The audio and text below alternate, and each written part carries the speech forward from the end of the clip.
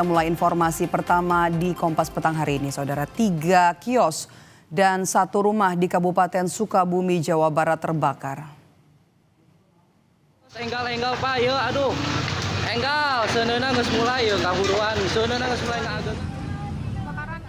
Api diduga berasal dari kebocoran tabung gas sebuah kios. Warga sempat memadamkan api menggunakan alat seadanya sambil menunggu pemadam kebakaran tiba.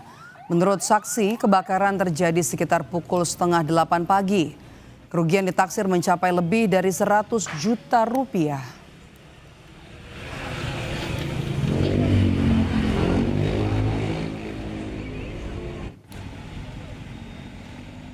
Informasinya itu ada jualan ya, jualan atau yang belakangnya itu ada konveksi atau apalah, saya kurang begitu apa, cuma informasi aja tadi begitu. Dari kompor yang jualan di depan itu, yang pinggir jalan itu. Untuk diidentifikasi untuk ada korban jiwa? Kalau untuk korban jiwa itu tidak ada.